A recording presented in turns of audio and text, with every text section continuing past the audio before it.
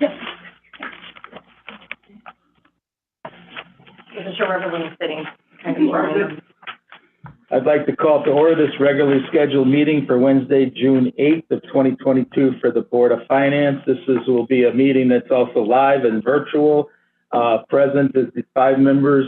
Besides Dan, Dan is on the call as well as part of this meeting. I'd like to start with the Pledge of Allegiance. Pledge allegiance to the flag of the United States of America and to the republic for which it stands, one nation, under God, indivisible, with liberty and justice for all. We can go with public comment. I know we have a signed up speaker. Public comment is last on your agenda.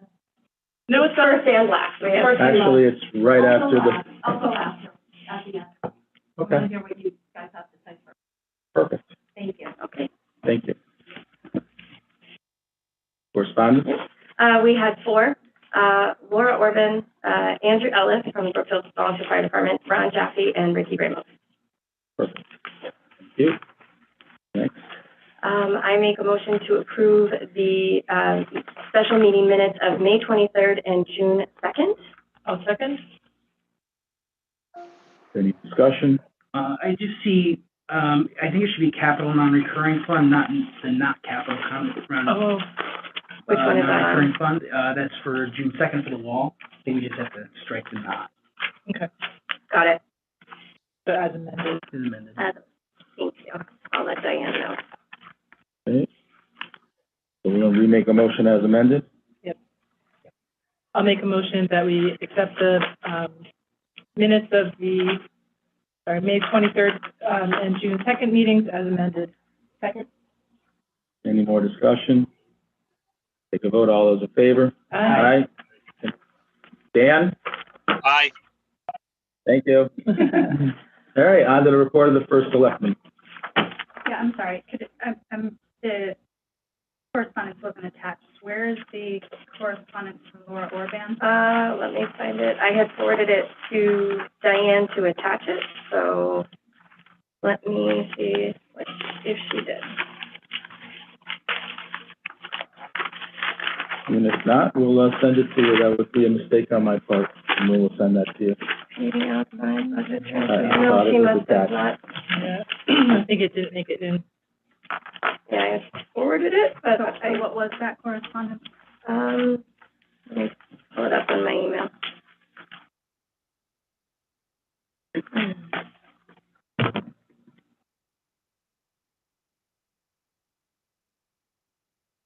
Sorry, my phone. Anybody gets it quicker, let me know. There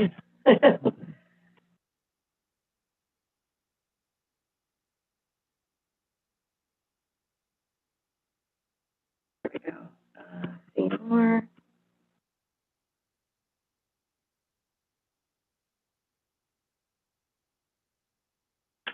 Okay.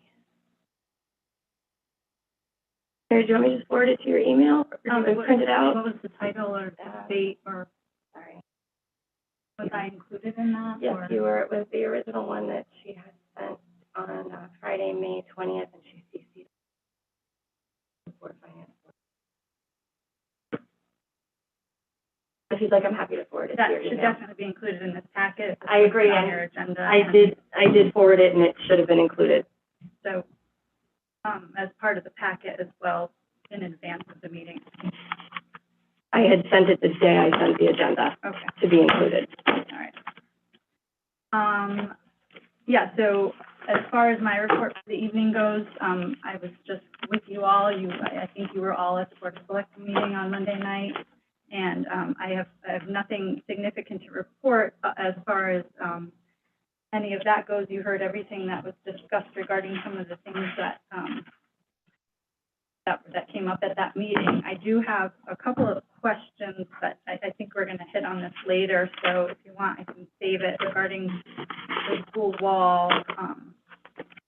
Is that an update that you have, or is that an oversight was left over from the last meeting? No, it's just a correction to the minutes about what we did at the approving it at the special meeting. Do you want to? Under new business, it says school wall again. Oh. Okay, you had me included in there. Yeah. You have something to talk, okay. No, I have nothing. It was about making sure we had the minutes right and that we were on board. Okay. So the one thing that, So, but excuse me for 1 second, is I think you still should read what was going on in town, because we weren't at the Board of, select meeting truly as a meeting as a Board of Finance. So you could just inform the town of your report. It would be for our records, because it's what we do in this meeting. If someone missed the Board of Selectmen's meeting, well, I'm so referring strictly your to point. what the town controller, which is on your agenda, Marcia's next, as Your- far as the, Right, but your report, I mean, things happening in the town, people might not have heard your meeting, so it would be nice. recorded, they can go to the website, Okay, or that's fine, that's it fine. was posted and publicized. Everyone in town knows it's the first Monday of every month, Okay, perfect. except for July, which, So then I'm gonna ask a question of, what's the purpose of having that in our agenda? that's a great question. I was actually gonna ask you the same thing, Okay. because It's in our I feel like bylaws, so it has to be included. it's So in your it's bylaws. in our bylaws, that there's a report of the first selectman. It's included in any regular scheduled meeting. Okay, so you've got it on the agenda, and I'm about to give you my report, which I was just starting to say. I had shared an email with you guys earlier today to let you know in advance that I would be reading a letter that I've addressed to Chairman Rooney. So I'd like to go ahead and do that now. It is dated June 8th, again, addressed directly to Glenn Rooney, Chairman of the Brookfield Board of Finance, regarding the incident at the Brookfield Town Hall on December 3rd, 2020, and Marino, Zabel, and Schellenberg, PLLC. Dear Mr. Rooney, it's my understanding that the Board of Finance agenda for tonight's meeting includes an item involving the town's legal counsel. I've contacted our town attorney, Dennis Kokinos, who has confirmed that you have not invited anyone from his firm to attend the meeting, even though they are the subject of one of your agenda items. This action follows a recent open letter from the Board of Finance that was sent to the Board of Selectmen. It also follows recent statements by the Board of Finance members concerning comments directed to you by a member of Attorney Kokinos' firm. I've recently been provided with correspondence from my predecessor, Stephen Dunn, dated December 7th, 2020, addressed to you, called the Dunn Letter. I attach a copy of that correspondence in your reply to his letter. The Dunn Letter details an incident involving you and town employees on December 3rd, 2020, when you were seeking to have documents notarized. According to the Dunn Letter, when a female notary in a town department did not recognize you as a member of the Board of Finance and followed the normal protocol of requiring 2 forms of identification, you became irate with her. According to the Dunn Letter, you threatened that you would get the female employee fired. Further, you told this employee that in your capacity as a Board of Finance member, you would see to it during budget deliberations that her position be eliminated from the budget. As stated in the Dunn Letter, quote, in short, you have behaved in a way that suggested that because you were on the Board of Finance, the town employee should have deviated from regular policy and not require that you show 2 forms of identification.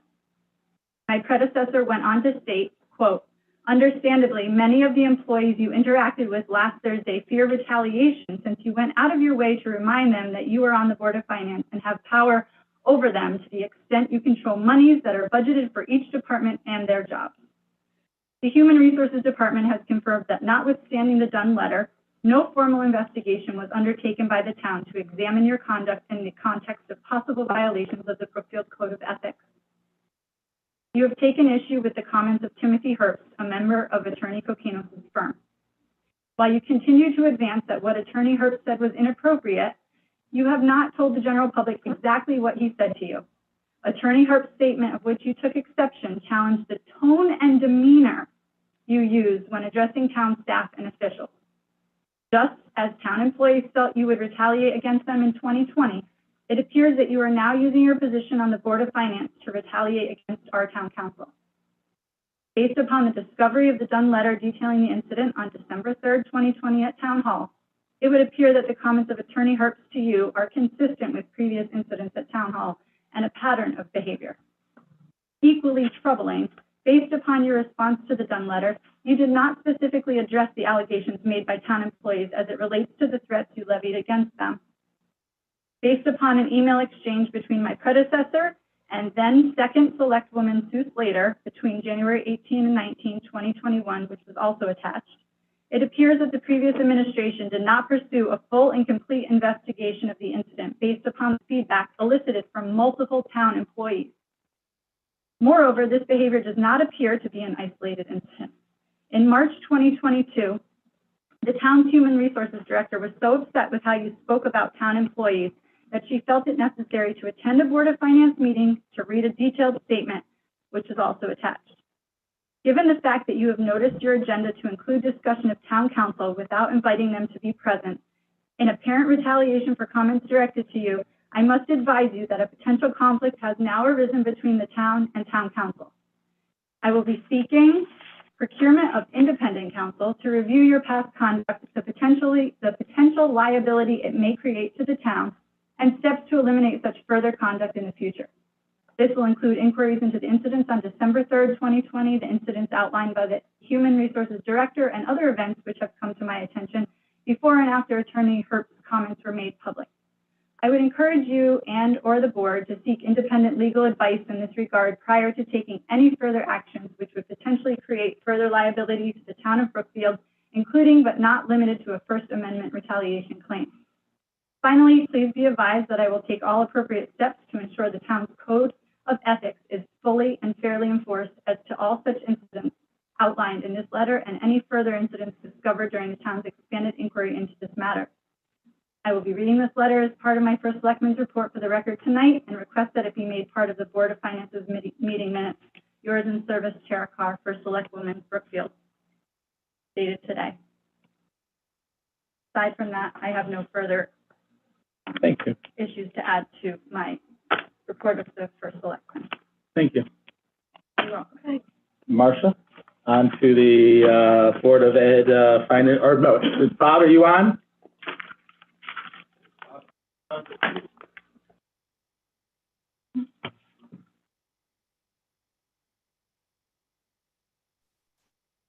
Am on, but I am fumbling. Okay. But I'm fumbling with my buttons. So, We're on to your financial report. all right. So look, first I do want to apologize to the Board of Finance this evening. Your meeting is always scheduled on the second Wednesday, and as to support that, we always schedule our Finance Committee meeting with the Board of Education on the second Monday. So it's usually 2 days ahead of time. But this is the third month this year where the first of the month was on a Wednesday. And so our Finance Committee meeting is actually next Monday because of just the timing of the second Monday versus the second Wednesday. So I have a very shallow report tonight, and I do apologize for that. And what we will do is send you a more full report after we meet this coming Monday.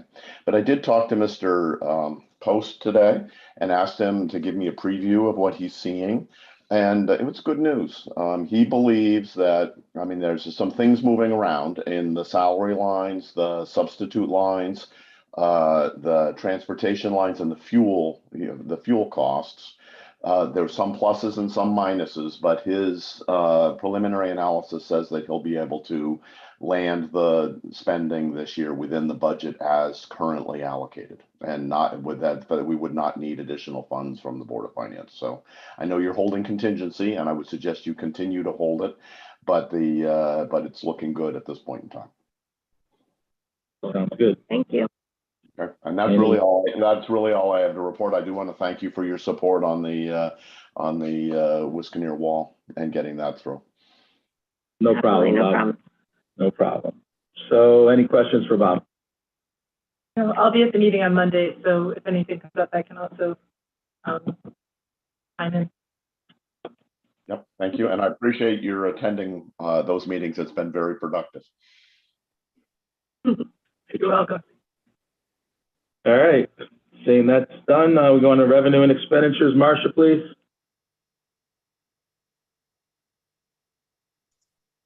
All right. For this month, the revenues, we're still estimating a surplus similar to last month. I think it was in $30,000 of last month. At the budget time, we were thinking 900,000. And we would be using that as a one-time revenue. Now we're up to 1.3 million, same as last month. The only additional things that I'm thinking might come in before the end of the year, that we might want to talk about as revenue, not coming in before the end of the year. Kerma, that in the past we've gotten a $35,000 to $55,000 rebate on our insurance. They announced that in June and July. We don't receive it if they have it until July, and we pick it up as a receivable if they do. FEMA, we've got 3 FEMA claims going. We've got Storm Ida, which the total might be about 100,000 or a little bit less. And we're looking for 75% reimbursement. That's their rate for storms. We did receive 7,000 of that in today. The vaccinations, we've got an application in process that 55,000. And then the reopening application in progress, where the total that we're filing for is 630,000. That's reimbursed at 100%.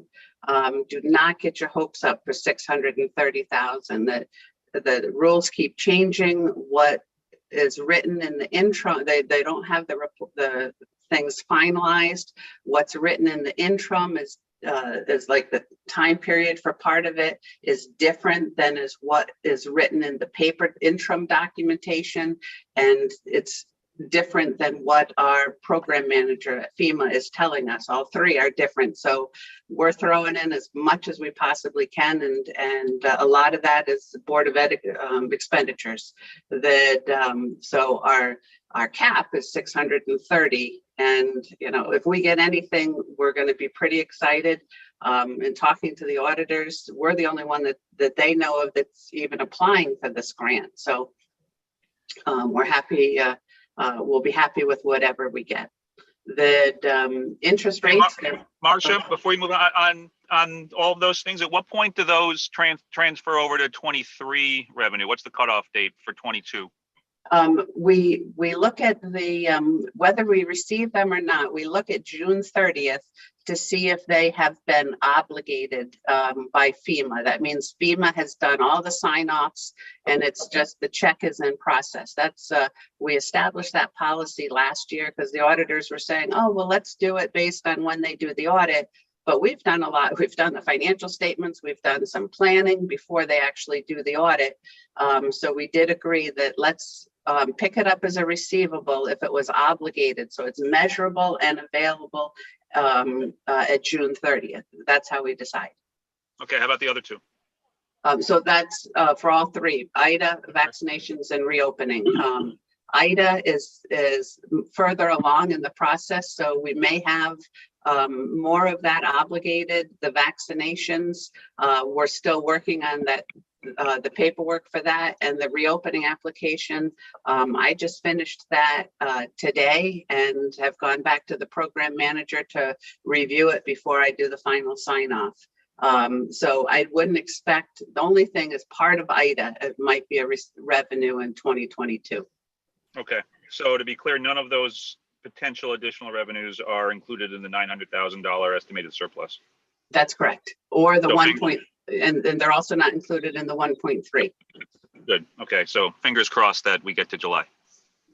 Fingers crossed that we get it any time. That Fair enough. Fair enough. Okay. would be great. Thank you.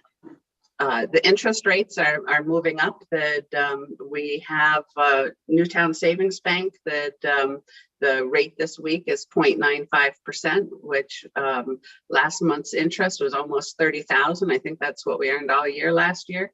And Union Savings Bank, we've been going through and negotiating with them that theirs was 0.5%, and we last time we asked them what it was, and it wasn't that high, so we promptly took a huge chunk of money out and put it into Newtown Savings.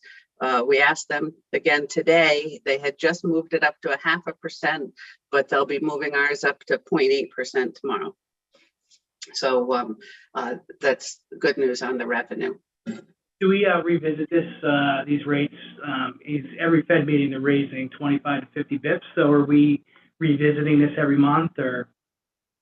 We have been every month. That so the Newtown Savings is moving with the market, And we've just been pressuring union savings to give us better rates than what they're giving everybody else. And we've got a lot of money there, so they have been. Perfect. And still, here we are excited about rates that aren't even 1% yet. But times have changed. They're going to jump very quickly. Yeah, so Newtown changes once a week.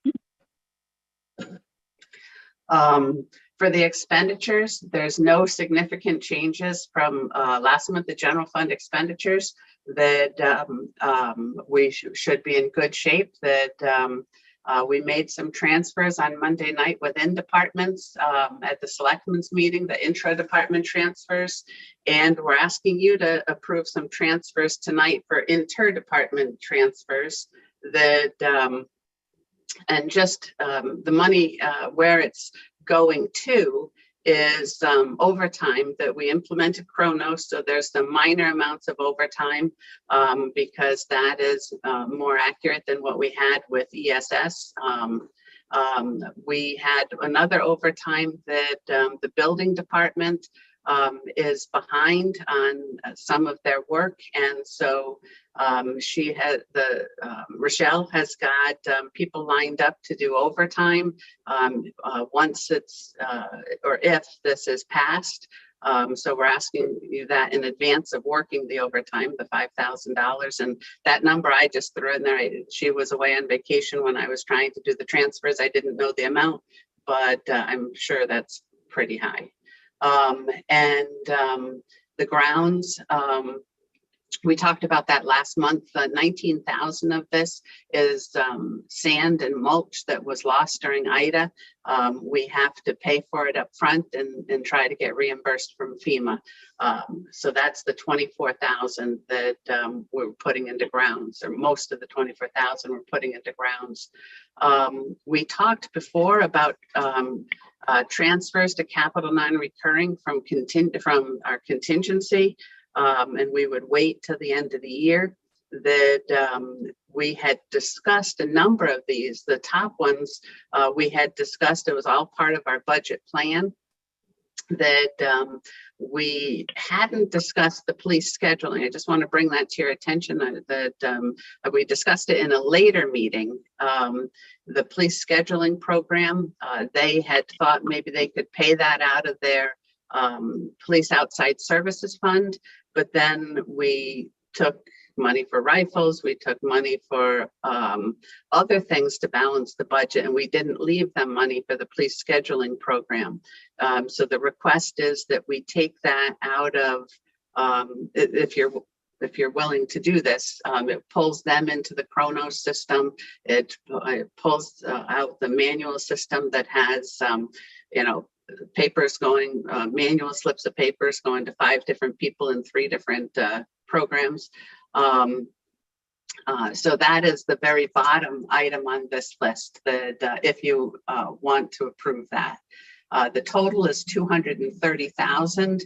We would, where this money is coming from, it shows on the schedule that you received, both on the detailed budget to actual and a summary schedule. But essentially the money is coming from 2 different places. That a lot of it is coming out of health insurance. We had, last we counted, we had 5 people that had previously former employees or current employees that were on the family plan. So we have 5 less people on the family plan and 5 more people on the single plan. And that's why our insurance didn't go up so much next year. And why we have a surplus this year. That, and again, we talk about it, it could easily change again where people are moving to family instead of single, and then it's going to be the opposite problem. So we weren't taking all of this from we weren't going to take all of this from contingency because there's other places that we could take it from, and I thought that was a better idea. That so we're taking 85,000 from contingent from health insurance, and we're taking. Let me just pull this up on the other screen. We're taking 140,000 out of contingency, which still leaves us with a nice chunk in contingency if something happens in these last few weeks. Any questions on that? I have one question. Okay. In regards to the health insurance, just does it work where are employees allowed to change or modify their health insurance at all during the year, so there wouldn't be any surprises, like if you have an employee on healthcare and then they, I want to add my family, or is it at the beginning of every year? I know in my company it's the beginning of every year, but some places are allowed to do what they choose. Life events usually. Is it life events only? Okay. I just wanted to make sure it wasn't that, it could change quickly throughout the.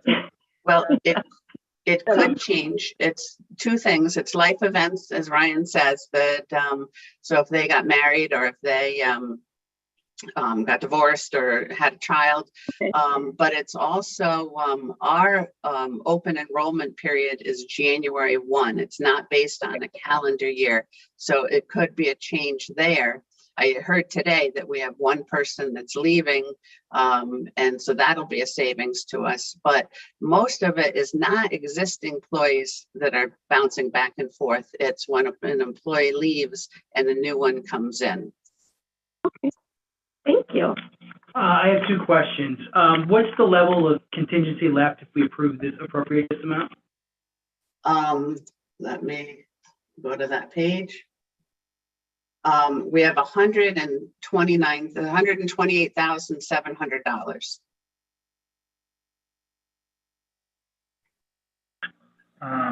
Perfect. And then, so the overtime, the minor amounts, it's great that we have a chrono system and it's paying people appropriately. I'm just curious, is this a budget risk for the future? I'm sure there's a policy in place in town hall where overtime is approved by managers or something like that, but I just want reassurance so it's not a budget risk for the future. Overtime is approved by managers that, and the, I guess that there's one exception, like fire marshals, it's approved in arrears that, because if there's a fire, they have to go. That, but it is approved by managers.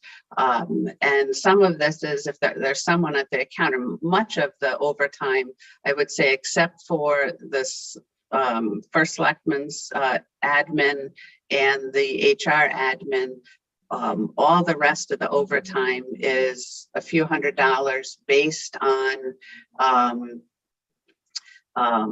chronos. And someone comes to the counter that you don't want to tell them, hey, sorry, you got to come back tomorrow, and it's just minor amounts of 15 minutes here and there. Gotcha. Fair enough. Thank you. I do recall we talked about Is this the end of your report, Marcia? It is not. Okay, it's not, go ahead. but wait, there's more. All right. Right now, we're working on the cutoff between the years that, we've distributed the closing policy a few weeks ago to everybody on how to get it in the proper year. It's the same policy we've had for several years. We've held 2 training sessions for the employees that learn better in person or have numerous questions. So those have been completed. And essentially, the timeline goes like this, that the blue is the fiscal year that we're in. To get it in this fiscal year, we want them to spend the money by June 15th, that do their purchase orders by June 15th.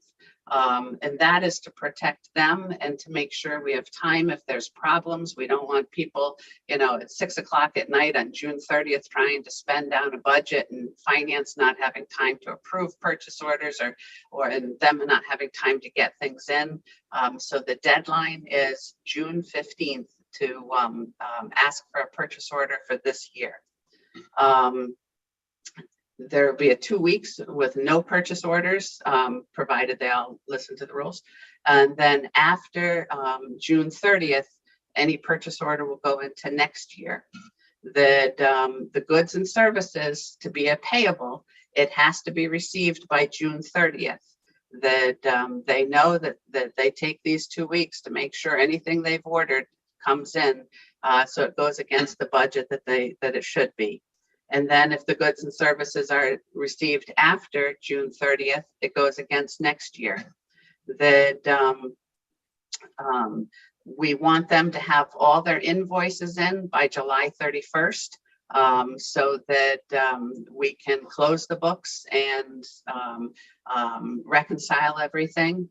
To receive it in, that means that it was received, and then the invoices, it's two separate processes, by July 31st. That so if somebody comes to us in August and says, oh, I have this $200 bill, it really goes against next year. If we're already done reconciling and closing, it's going to go against their budget next year. If someone comes to us and says, oh, I have this $400,000 bill, we have to put it against last year, but we know who's got those big bills and we know how to track them down before then. There are some purchase orders that we carry over as encumbrances. We do a little bit different system on the town side than the Board of Ed does. That I'd love to have a policy, I just haven't gotten to it, of how we do purchase orders that and carrying them over as encumbrances. So if you've got a purchase order, let's say the police, they have, it's like a 9-month lead time because of the supply chain to get ammunition. Last year, they ordered the ammunition in like February and didn't get it till November. So already this year, we know that they've ordered ammunition. We know that they're not going to get it through June 30th. So if they have a purchase order and documentation that there's a firm commitment, a contract or emails back and forth that say, hey, we're trying to get this, and that documents that it's a firm commitment, we call it an encumbrance, and it would go against the budget this year. Very similar to an accounts payable, just the credit on the balance sheet's a little bit different. So right now we're working with the departments. If there's something, if it's big, I don't want $20 because this is all a big, very much manually done. That if they've got something that's big and it's not going to come in, they know to come to finance, and we're going to talk about it and figure out how we can do it, if we can do it as an encumbrance. So we know about police ammunition. That when we talked and did the budget, we didn't put a lot more money in the budget for tax assessments because we had $45,000 in the budget this year. So we know what the cases are. That we've allocated the money between the 8 or 9 cases that are out there. There might be 11 cases. I think there's 8 commercial and 3 residential, but that's just going on memory. So those will be held open. And then there may be some others as the departments come to us, and we have started a list, and we'll have that list done for June 30th of these are the things that were approved to be carried over. And in August, we're going to be finalizing the figures and preparing the reconciling and preparing the statements. Okay. Do we have a list of those encumbrances and POs that you're carrying over and the amounts associated with it, H? So Yep. we can review that? Yep. So I'll have that at June 30th. We'll know that, and I will provide that to you. Yeah, just so we know, what we're moving year to year, and we have a list of what it is, so we know the amounts. Perfect. We can do that. All right, thank you. And then the audit update, not too much exciting that they're done with their planning as they were last time when we talked about it. We've talked to them about some of the ARPA things. We were a little concerned that about that fire truck. That we're keeping it with we didn't go out to bid. The fire department didn't go out to bid because they consider it a single source because they want the same brand as all the others, so that the training's the same, the buttons are the same, no matter what fire truck you get into. The federal government does not have that as a single source. But we worked with the auditors, and they're going to, the easiest way to handle that is as a single source, and they're willing to agree with us that it's a single source enough. And then they're coming back for field work on the week of September 12th and September 19th. 2022-23, next year's budget. All of this is stuff that we talked about last month, that we lost some revenue. Interest is maybe higher than what we're thinking, that we budgeted 96, and one bank last month we made 30, so it might be significant. Health insurance between the town and the Board of Ed, it's 135,000 that we weren't anticipating. That fuel and gas are still an issue. We've been in contact with our supplier, and there's not a concern. A few meetings ago, Ryan asked us to ask the question. There's not a concern that we won't have fuel. It's just what will we be paying for it? And we keep checking in to say, what would our best options be? Should we lock it in high now and it just it's getting higher, or should we continue to wait? And right now, I haven't gotten the update from this week, but the last update was that we should continue to wait. We're noticing surcharges are being added by the vendors so far on one of the water bills and salt delivery, probably others. We've had the concerns about the part-time health director with an equivalent part-time health director. What's new this month is the school security task force maybe have some needs and potentially earmarking ARPA for that, but that would then flow into the budget. For the capital budget, that the asphalt is we're still holding tight on that. The Wisconsin wall that you added 96,000 on Thursday night, and you asked for a little summary. What I realized I forgot to tell you in that summary is the very first wall was one wall, and as it went through the process, they said, no, you've got to do 3 walls. So that was also part of the escalation.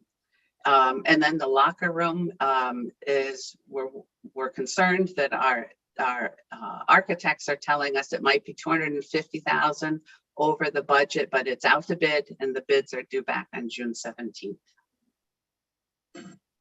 Are we locked in with the Wisconsin wall now at this point? The Wisconsin wall has been locked in, and Tara, have you signed that contract? It's in my inbox. I just saw it. Okay. I signed the contract. I haven't completed the munis. Okay. So there's no higher at this point. No, it's Good. locked in. Awesome. Yeah. But even if it did, we got to cover it. I mean, it's our Yeah, building. we gotta cover it. This is something that we have to cover. This is Yeah. something that if they came in 20,000 higher for whatever reason, we have to cover that. That's something we can't get away from. I mean, we don't know. But we can't get away from it. We all can agree that if it goes higher, we can't get away. We're not going to stop a construction. No. We're not going to stop the wall from going up for $20,000. You need to know what it is. We need to know what it is ahead of time and solve it in a manner to be solved. Right now, we're not anticipating it. I understand that, but I'm just saying that so we all know, we are going to spend the money to get the wall right. Right. We're all on board Absolutely. to get the wall right. Yeah. So I don't want anybody to get worried. We're going over, I hear what you're saying, locked Yeah. in. No, I'm just I worried about the rest, understand that's the all. word locked Yeah. in. Yeah. But if we need to appropriate more money, because it is required for whatever reason that comes our way, we got to be open to the need of the town. As locked in the sense of these days. Right. I mean, stranger things have happened. Maybe the price might adjust in our favor. It's happening at the school project where Right. I've done change orders and we've saved. It could go the opposite way. And all I'm saying is I don't want to tie anybody's hands about going in the wrong direction. We're going to go forward. I mean, if it goes to 2 million, we got to talk about it, What do obviously. you do, Jim? Right, but if within reason, I just want everybody to know that if locked in, we're not going to say, oh, you only got $795, make it happen. And it could go to 810. It's going to happen. You said the VHS locker room is out to bid, so will we kind of know what we're looking at the next meeting, maybe? The Yes. VHS locker room, the estimate is 250 over, so probably by the next meeting, maybe we would have a Yeah, the better. original estimate was 1.3. I Original estimate was 1.3, but that encompassed everything. That Right, now encompassed Scope is- machines, cardiac units, all the things. Now, we need to talk about where we're at again, because the scope has changed. The money's still going up from the total project. So we would need to really probably have a 3-committee or a 3-board meeting on this, because it has changed from, we were all in at 1.4 to do the whole thing, quote unquote, the proper way, which we all agreed to, at 1.4, which included, like I say, everything. Now we're downsized the scope and it's still going up. We need to understand what that extra 250 is getting us compared to what the full project was. Yeah, absolutely. Well, maybe we can schedule a 3-board meeting in July after, like they were saying, after in June or at some point in July. Whenever we get the number back, we Yeah. have to go through the full scope again and what we're getting for that money. Because if we're gonna go to 250,000 but not get a lot, we have to talk about it again. That's all. That's It the up could for be as simple as discussion. inviting the facilities committee at Board of Ed to our next regular meeting. I think the Board of Selectmen, I think it's a big enough move where we invite all the All boards. 3 boards. And we move it forward. I think it's a big enough amount. Municipal Building Committee, 3 boards who are you talking about? Board of Ed, Board of. Board of Ed, Board of Selectmen, and us. I think it's a big enough project where you should have everybody on the same page. And that way we can all ask questions and figure it out as a team, so we know. And then at least if we're all here together and then we figure it out together, we're all on the same page when we leave. Right, so if everybody asks us Yeah. questions, we're all speaking with a single voice. Yeah. It's changed so much, Tara, So from the much. beginning proposal, it's changed so much. We need to all understand it before any of us can approve it, before you can Yeah. approve it and before we can approve it. Yeah. We need to understand what's changed. Jules is providing me a weekly update, and he said here that there were 16 contractors who downloaded the bid document, so there's a lot of high-level interest. Okay, Yeah. that's good. Yeah. Agreed. The only way. Hopefully it'll work in our favor. 16 people. Any other Hey, Mark. questions? Any other questions for me? Nope. Thank you. Thanks, Martha. All right, Dan, on to the audit committee. Nothing new. We covered it in some detail last month. So now we're just in the process, Marcia laid out. Okay. On to old business, the police department outside service records and storage solution. Do we have, Yeah, John I think and I Matt. saw. She's I think on this last week or last month, I was not here and there was some questions from the board members that were here. So would you like to ask any questions? Who from the police department will be taking the questions? Take Hey, that on you. I'm on John Puglisi. I'll take the questions. I think it was actually more that we hadn't gotten an overview on it at that point, so just, we can read the fund request, but it's just a brief overview about what the request is about. I think would be great. I can talk on that, Chief, if you want. Yeah, go ahead. Thank you. Hi, everyone. It's Pete Frings. Hi, So Pete. what we're looking to do is essentially streamline our records process. Currently, now we have downstairs, which has all the archived records in bankers' boxes and filing cabinets, and then we have the current records upstairs where the records supervisor works. So this solution would combine all of our records. It's essentially, like you go into the doctor's office and you have the storage they're on tracks. So there'll be a certain amount of them and they can go together and it'll allow us enough storage because at any time we need to keep 10 years of records and there's certain records per the state library that we have to keep forever. So by doing this, and this appropriation includes renovating the records room to fit this system, which is portable. We could move it if we got another building or something. It's not as if it's stuck. We're spending this money, and then if we down the line had another building, we'd have to leave that there. We can use it at the new building. So that's kind of where we're at. We're looking to appropriate the money to complete that.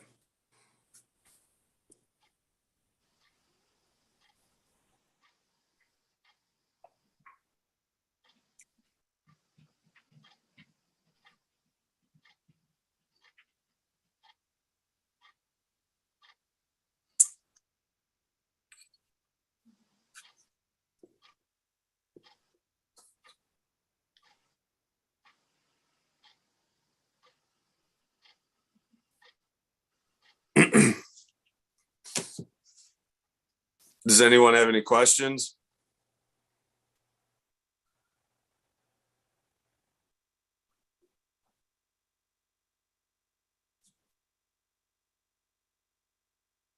Oh, we're green again. Dan? Oh.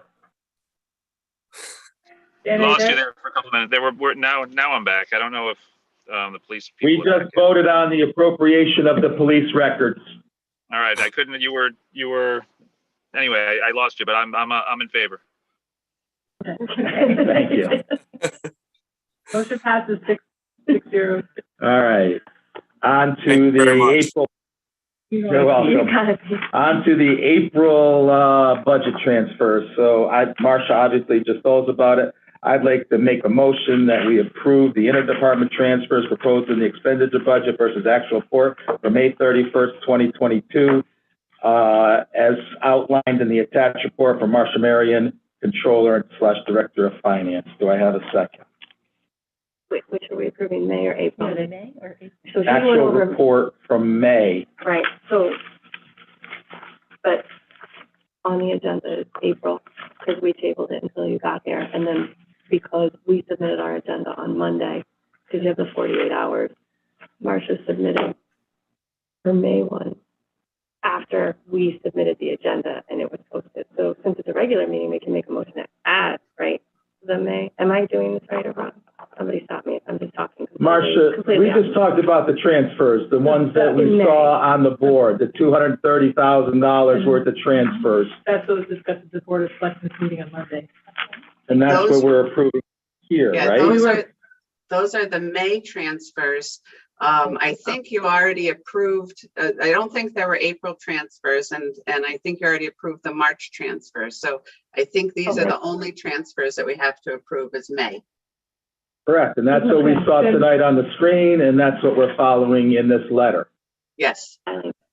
Yes. The April budget. I thought we tabled the April. Hold on, let me look back at the meeting minutes. Yeah, because I'm pretty sure you tabled I the thought we April tabled- budget transfers until we had a full board.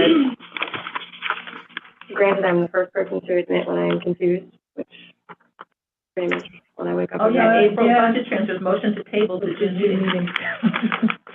So we can do the April budget transfers. Correct, because we didn't have All a full right, board, we so it's we fine. can fix this stuff. Yeah, Let's make an I just wanted to check, amended that's all. motion to our agenda for old business to review the April transfers. Do I have a second?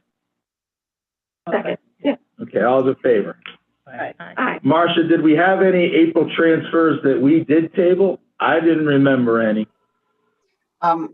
I don't have, I'm just looking at my reports. I don't think I gave you a report of expenditures for April. But in our May meeting though, That was at the in the end of prior month.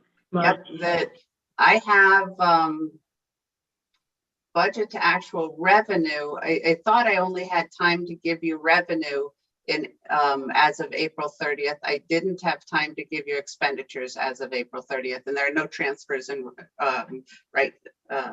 for revenue this year. So I think you don't have anything for April to transfer.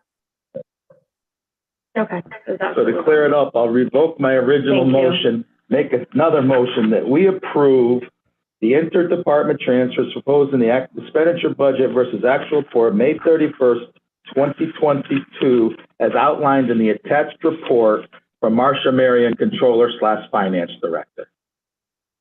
I'll second. And I second you revoking if that needs a second. Okay. We're gonna take a vote on that right now. What Marcia presented tonight is what we're voting on. So just let the town close out the year, these transfers. because this is the last one of the year that we're going to be meeting for in the budget year. Not necessarily. All those in favor? Aye. Aye. All right, on the new business, Tara, you were right. The school wall was put in there redundancy, and I replayed it in my head because you had wrote us a letter on the urgency of this wall, and we put it in our agenda right away, but then you asked us to have a special meeting, which we held in timely manner and passed the motion. So that really falls out of our new business agenda. On the risk assessment, that came on the agenda. That came up a few months ago. We talked about West Haven and the fraud from the ARPA and how checks were written. And I am clearly stating we have no fraud in Brookfield. Let me be clear. But we sort of need to think about what do we have in place for risk, assessments, and how do we make sure that we don't end up like West Haven. Now, in one of my requests for information to Attorney Kokanos and yourself, I had asked for a check register. Mr. Kokanos had written back saying I should declare whether it was from the Board of Finance or was from a personal point of view. He was absolutely correct in his response back to me. The FOI commission had stated that either way I would get the information, but if I was a public citizen, you could charge me for that information. But if it fell under a Board of Finance business, it would be able to get to me quicker. And Attorney Kokanos was absolutely correct in his response back to me on that. So part of that risk assessment was we haven't seen a check register as a Board of Finance in a long time. I don't know if we ever have, just to make the town feel okay that we've seen it, check it off. We're not really looking for anything. We're just be able to say we saw the check register and it looks fine to us. We haven't seen it. And that was the reason why, for risk assessment. Do we have something? Are we making sure that we have our backs covered for not to have ARPA fraud and that we're doing it right? That's all. It's just a simple, can we just make sure that we're covered? We don't want to be West Haven and in the newspaper on that. That's all that was there for. To be honest, actually, we review check registers at the Board of Ed Finance Committee reviews check registers every month also. Right. So that's normal process, I think, at least for the Board of Ed. So, right. So when's the last time you all? We haven't. That's an issue. We haven't. And that's Yeah. the scary part of when you hear West Haven and they think they're checking things. We just want to see it. It's not a witch hunt. It's just a matter of seeing it. And I will reiterate again, Attorney Kokanos was absolutely proper in his response back to me, and he was right on that he had every aspect of it. Yeah, when you asked for it, I wasn't sure in which capacity, as a private citizen or as the chairman of the Board of Finance. It was part of this, and and it was handled properly. Okay, Also, I'm assuming we're continuing to make sure that nothing's changing with the ARPA, that we're using the money appropriately, and they're not, because I know in the beginning, when this first came out, there was all these questions, and then all of a sudden, Marcia said, oh, they've changed direction, and you can do all these other things too. Yeah. So it was just, I was also thinking in my head, like, okay, are we checks and balancing that too? Because what if, you never know, somebody changes the rule and says, well, that's not allowed anymore, and then do we get in trouble for that? It was just to cover the town. That's all, just to say we did our due diligence. So guys, we can certainly give you those and so the Board of Ed gets every check over $1,000. They get to see. If you wanted to see them, I would prefer to give you every check just because they do it as a manual schedule, and I would hate to spend all that time. And so I could give you something as part of my report, but I could also, we could just put you on the distribution list every time we do a check run. Quarterly. We don't need to see it this much. We just want to see it every once in a while and just touch it. This isn't a true forensic audit. This is just to say it was visible and we saw it. That's all. So we can just cover ourselves a little bit. And that means if we see it, everybody sees it. Like Derek can see it, other people can see it. It's just a check and a balance. That's all this is. So that's fine. Tara and John see it before the checks are released. we will give you a report quarterly of, and we'll just try to figure out the easiest way to give you a report that looks a little That's all. friendlier than what they see. We had talked about West Haven a few months ago, and it was in the back of my head that we're just starting to release ARPA checks, and let's just do the check. That's all. Okay, we'll do it. All right, on to the next item, the town attorney firm. Hold on, wait 1 second before we move on to that, Glenn. I Yep, just, go ahead. I apologize. Are all funds dispersed via check? Are there any wires or anything like that? The only thing that would not be on that check run, which we would have to redact anyway, are social services checks that are paid with a manual check out of a separate checking account. But every fund, every deposit, we try to stay away from ACH checks. We pay the credit card bill with ACH, and we pay what's it called, the bond payments with ACH, and if the police collect money from someone that was scammed, once we see the deposits there, we pay that with ACH, but there's very few ACHs. Okay. Hey, Marcia, what's the controls for the checks? Is there like multiple signers, or is it the first select woman signs it, or how does that? So nobody signs it manually. That we have they're put in by our payroll clerk, or our accounts payable clerk, and then before they can be printed, that Kevin or I, and it's always Kevin, has to sign off on them. So they're the second signer, the second reviewer. And then when we do go through a check run, we give a list to several people. I get the list, but the ones that are important are John Lucas and Tara get the list so that they can look at it and ask questions. And if we could pull one if we had to. The other part is we upload a file to the bank, a positive pay file, so that if someone has our bank account number and wants to write a fraudulent check, the bank would say, wait a minute, this amount does not match this check number that you uploaded to positive pay. Tell us how you want us to handle that. It's great. It sounds like the controls are great. I mean, it's nice to hear there's an enterer and then an approver. That's great to hear. Part of that was having the town here. The town needed to hear these controls were in place. That's part of it. And for ACH payments, we've got some saved things. So when we pay the bond payments, it's all U.S. Bank, and nobody can do it as a one-off. If Kevin sets it up, which is the way it always happens, Kevin sets it up, and then I have to go in and approve it, and we both have to go in. It'll text to our phones to make sure that we are who we really are, and that's the control on the ACHs. Great, thank you. Thank you, Marcia. Dan, you good? I am, thank you. All right. On the town attorney firm, the reason why that was put on the agenda, and I actually had a meeting with talked to Harry Shaker this morning about this, is there's been a lot of talk about the invoice totals, the amounts and what they are, and how it differs from the old attorney's retainers fee. The old attorney would invoice us for $5,000. The new attorney puts in the billing hours, they register up to a certain dollar, and they come to $5,000, they charge us $5,000. And what I wanted to do was to clear the air tonight that the town attorney is billing us $5,000. That's all they're billing us is $5,000. So when people are hearing there's $13,000 on an invoice, that's irrelevant from the Board of Finance's point of view. It's a $5,000 bill that's coming that the town is paying.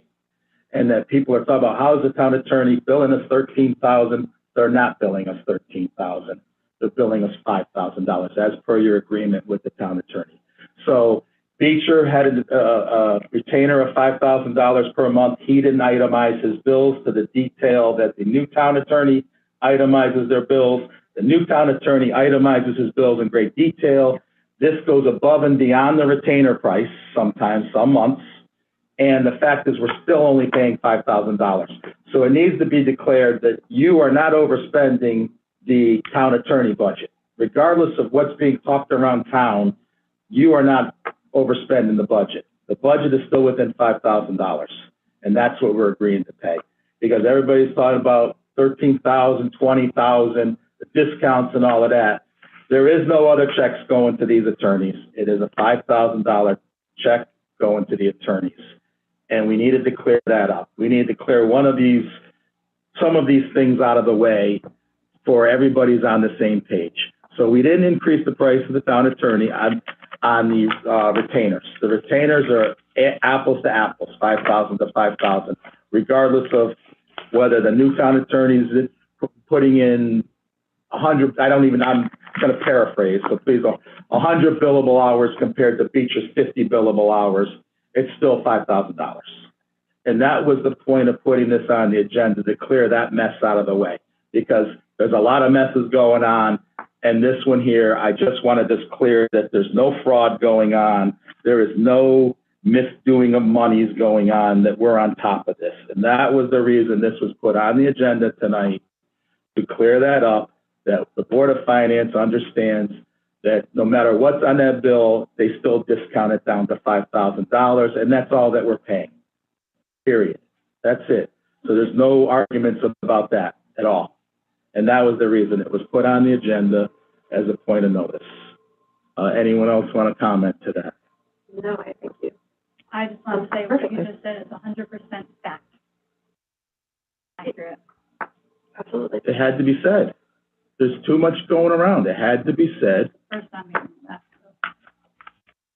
And this is what causes the rumor mill.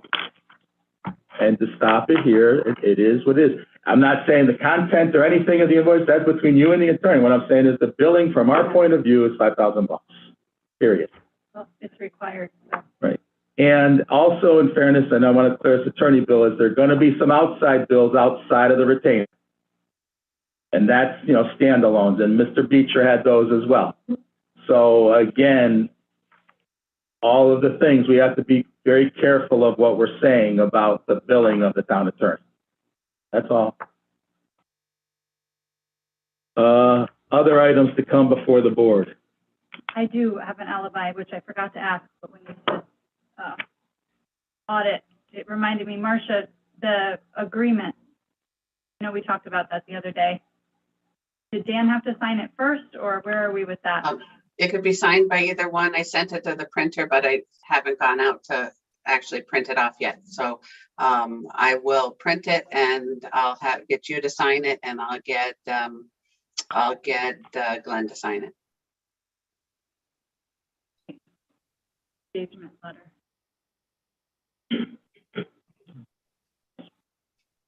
Whenever you're ready, I can sign it. I won't be here for a week coming up, so if we could do it next week, it would be good. If not, Okay. it can wait. I don't know. Is there a timeline associated with that, Marcia, or?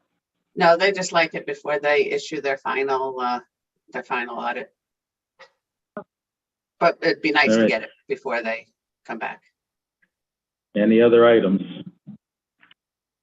Okay, we're on to public comment. Where do you want me? Anywhere you want. Wherever You can you be want. comfortable as long as you can be heard. Small room, we can hear you. You can sit at the table if you want.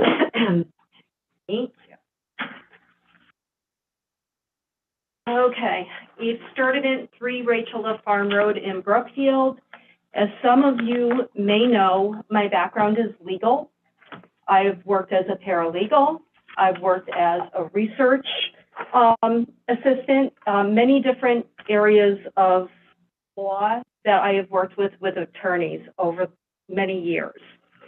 I am speaking tonight as a citizen of Brookfield concerning the letter 5 of you, Mary Capiello, Daniel Dvorsets, Eileen Cook, Ryan Rudenis, I hope I didn't murder that too bad, Brianna Rucco, signed to the Board of Selectmen as representative of the Board of Finance.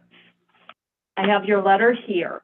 So instead of reading the whole letter, I'm going to refer to the things that I personally have issues with, and that you should be aware of.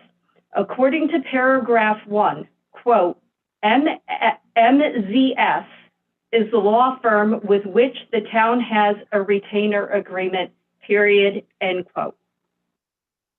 When you hire a law firm, as you did, MZS, regardless of the attorney assigned, any attorney in that firm can weigh in and speak regarding matters. This is allowed in our town's charter per Article 6, Section C610B4. In paragraph 4 of your letter, you write, as the Board of Finance, it is unclear in what capacity Mr. Hertz was a part of this conversation, or any town business for that matter. First of all, Attorney Hertz is a partner in the firm, not a member. Secondly, pursuant to Town Charter Article 6, Section C610B4, Attorney Hertz is given that authority as a partner in MZS to address and work with the members, boards, and commissions for the town of Brookfield. Because MZS is listed and contracted with, it is entirely appropriate to have any member or partner be involved and send correspondence. Because you wrote, the 5 of you, this letter as town officials representing the Board of Finance, I feel I must caution you regarding the last 2 paragraphs. Your statements regarding Attorney Hertz lack burden of production and, in my estimation, are accusatory and without cause. Simply by making these statements as town officials without supplying verified sources, documented, referenced history, or proof of facts you accuse Attorney Hertz of, you have now opened up the entire Board of Finance, in addition to each of you personally, to lawsuits, such as defamation of character. As a town entity, I believe your letter, this is a statement, I believe your letter representing the Board of Finance to the Board of Selectmen dated May 20th, 2022, is in violation of Town Charter, Article 7, Section C71A. I would like to caution this board in the future before penning such a letter to seek counsel from a qualified, knowledgeable, and reputable attorney. Thank you. Thank you. Thank you very much. Any other public comment? Hearing none, I'd like to make a motion to adjourn. Do I have a second? I'll second. All those in favor? Aye. Aye. Stand.